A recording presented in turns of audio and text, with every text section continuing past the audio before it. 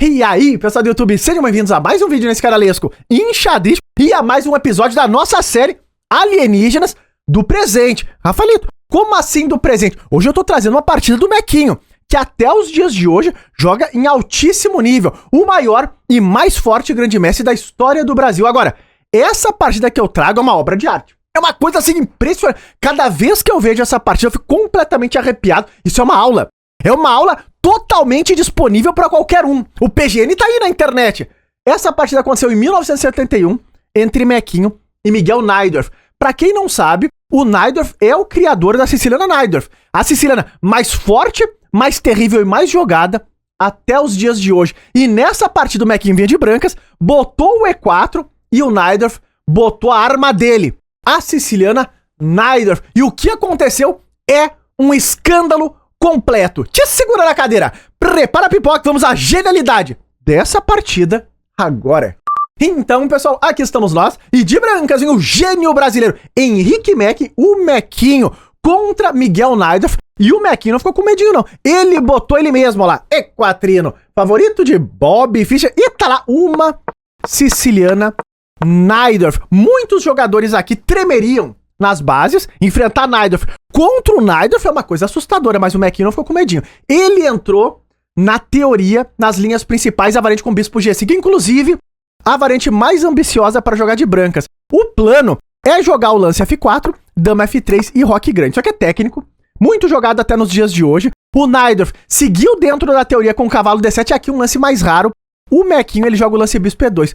O lance mais jogado aqui é G4. Eu não sei como era isso em 1971, mas o Mequinho jogou bispo E2 primeiro. Agora, o plano das brancas é atacar no flanco do rei e o das pretas no flanco da dama. Então o Najdorf também começa a preparar o plano das pretas, que é a torre B8, olha lá. Ele já prepara a ideia do B5, ele tira a torre desse olhar da dama aqui em F3, as ameaças de E5 em algum momento, e o Mequinho segue o plano das brancas. Pá!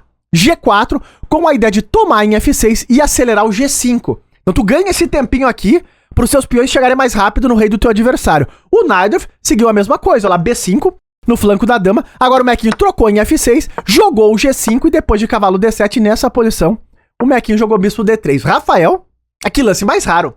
Por que que o Mequinho jogou bispo E2 para bispo D3? Porque ele já tá de olho em um dos planos das pretas e o Najdorf jogou, que é o lance B4, e por isso o Mequinho disponibilizou a casa de E2, olha lá, pro cavalo. Tirou o bispo dali e botou o cavalo. Agora, o Najdorf segue passando peça pra cima. Torre G1, Mequinho fica de olho nessa expansão no flanco do rei. G6 tentando segurar e pá, F5. O Mequinho era um jogador de ataque, ele foi pra cima do Najdorf. Agora, o Najdorf aqui manteve o centro um pouco mais fechado, totó no cavalo, o cavalo B3. Vem a troca em D3 e é aqui que o negócio vai começar a esquentar. Porque nesse momento a partida já tá a 1000 graus, o Najdorf jogou bispo D7, desenvolvendo ali uma das últimas peças que faltava. Ele ainda tá com o rei exposto, a torre de H8 não joga, e aqui ele sacrifica esse peão que é super envenenado. Se tu tomar, tu leva bispo B5 na orelha e cai o cavalo. Pá! Isso aqui seria terrível.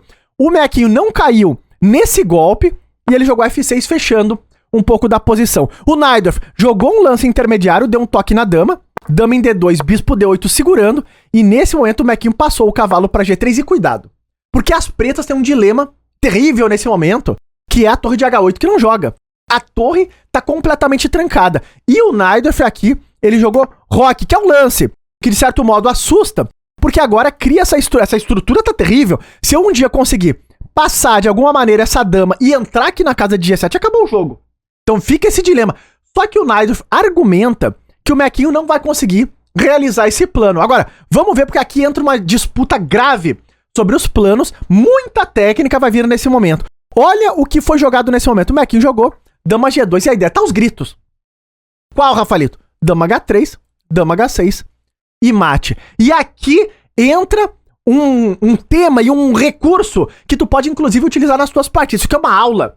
O Najdorf defendeu dama H3, criando um contra-ataque. Olha que curioso.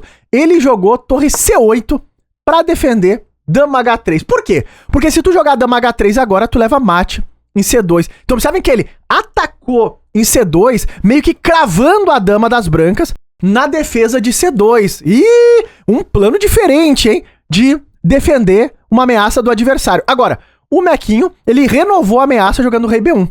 Porque agora, ele tá ameaçando realmente dama H3, e se tu tomar em C2 eu jogo o rei A1, perdi um peão, mas tô entrando em H6 e tô dando mate, que vale muito mais. Então o Najdorf, de novo, ele precisa defender a ameaça de dama H3, e ele defendeu com dama D7. Observem lá, segurou essa casa. Como vocês sabem, no xadrez, tu não ataca só peças, tu consegue atacar casas também. A questão é saber qual é a casa que deve ser atacada. Então aqui, de longe, a casa mais importante nesse momento, nessa partida, é H3. O Najdorf percebeu e defendeu a casinha que as brancas queriam entrar. Agora, o Mequinho, de novo, ele vai seguir no plano dele. Ele vai renovar a ameaça de dama H3. E para isso, ele sacrifica uma peça. Um lance brilhante. Cavalo F5 com a ideia de bloquear a defesa das pretas da casa mais importante do jogo, que é a casa de H3. Agora, não tem como as pretas defenderem isso. Não há criatividade no mundo que salve a entrada em H3. O Najdorf tomou esse cavalo e falou, vamos ver o que acontece aqui. O Mequinho jogou dama H3, a ideia é dama H6 e mate. Só que o Najdorf, ele não tomou à toa o cavalo. Ele argumenta que ele tem um recurso defensivo, que é contra a dama H6, ele quer jogar torre G8 e segurar em G7. Agora, Rafael, como que o Mequinho segue dentro da ideia de plano dele, criando as ameaças de ataque? O Mequinho jogou aqui um lance brilhante. É terrível lance, que é a tomada em F5. Exclama duas. Esse lance aqui é genial, porque o Mequinho tira a casa de G6 do rei das pretas. Rafael, quanta bobagem. Aí tu exagerou. Como que o peão tira a casa? O rei tá lá em H8. Não tem nada a ver a casa de G6. Fica de olho nessa informação, guarda ela, que vai vir a comprovação nos próximos lances. Foi um lance genial, uma visão lá na frente. O Najdorf percebeu toda a maldade e ele defendeu a ameaça do Mequinho da tomada brilhante em F5 com bispo E2. Rafael, como? A ideia dele não é atacar a torre. Não é atacar a torre. Tanto é que o Mequinho segue o plano brilhante dele com torre G3, criando uma ameaça terrível. O Najdorf jogou bispo E2 pra quê, Rafael? Pra bispo H5, pra tentar segurar a paçoca. Agora, calma lá. Rafael, isso não tá tão claro pra mim. Por que que não pode tomar aqui? Aqui é que tu entende a genialidade. Porque agora o Mequinho pode jogar o lance dama H6, ameaçou mate, e contra a ideia de defesa das pretas, o Mequinho tinha planejado o terrível dama toma H7. E quando tu retoma, cheque, tem que dar o bispo e mate, porque o Mequinho tirou a casa de G6 do rei das pretas. Então, olha o que ele tava vendo. Ele viu essa posição que a gente tá vendo aqui lá atrás. Então, quando ele tomou em F5, ele tirou realmente a casa de G6 do rei das pretas. O rei tá totalmente trancado. Fim de jogo aqui. Então, o Najdorf também percebeu tudo isso. E depois do brilhante torre G3 do Mequinho, o Najdorf tinha planejado o lance bispo H5. Eu pensava que era um plano de defesa. Ele jogou bispo E2 pra passar o bispo pra H5. E o Mequinho aqui, ele não tomou esse bispo, ele jogou torre F1. Calma lá, Rafael. Isso aí tá de uma complexidade sem fim. Exato. A ideia do Najdorf com o bispo H5 é que quando tu toma esse bispo, se tomasse, né? Ele agora toma em F5 e olha como ele conseguiu defender. Ele devolve a peça, o Mequinho sacrificou um cavalo em F5, ele devolve a peça e, além de tudo, ainda fica de olho aqui no peão de C2. Defenderia a posição. Agora, o Mequinho também percebeu tudo isso e ele não entrou nessa variante. Depois de bispo H5, ele segurou o peão em F5 e falou, aqui tu não vai tomar. E agora, o bispo tá caindo. É um momento dramático da posição. Observem o quão lógica foi a partida toda. Agora, de novo, o Najdorf precisa encontrar um lance lógico para defender a ideia de tomar esse bispo, jogar dama H6 contra a torre G8. Eu sacrifico aqui e mate com torre H3, como a gente já viu. O Najdorf encontrou mais um recurso impressionante. Ele jogou nessa posição o lance dama B5. Olha que ele usou duas vezes esse mesmo conceito.